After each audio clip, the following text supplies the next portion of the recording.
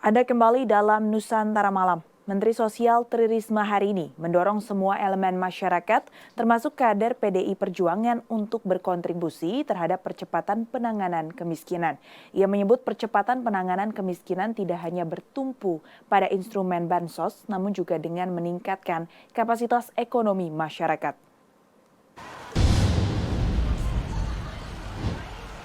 Menteri Sosial Tri Risma hari ini mengatakan, dalam menyongsong kemenangan di pemilu 2024, bukan hanya mengurusi politik kekuasaan, tetapi bagaimana turun ke bawah untuk bersama masyarakat, terutama rakyat kecil.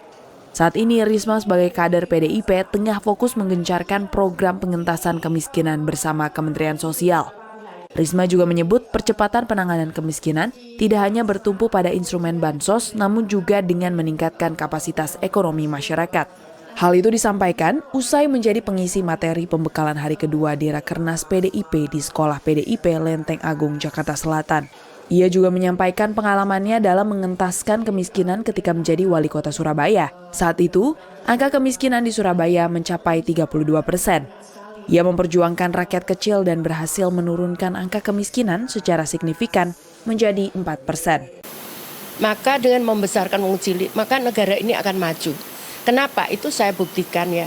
Saat saya menjadi wali kota Surabaya, itu kemiskinan saat itu dikatakan oleh Kepala Bapeda saat itu 14%. Saya ngomong saya tidak percaya.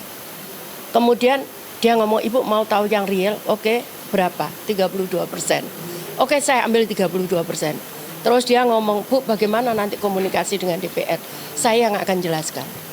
Akhirnya saya berangkat dari 32% dan saat saya terakhir kemarin saya melihat ada survei dari BPS mengatakan bahwa tidak kurang dari 5%. Risma juga meminta agar seluruh elemen bersinergi untuk mengentaskan masalah sosial tersebut, tak terkecuali kader PDIP lainnya.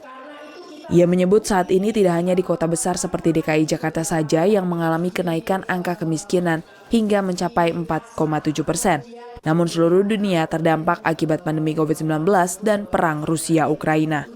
Dari Jakarta, Dio Malau, Andri Diwono, Nusantara TV melaporkan.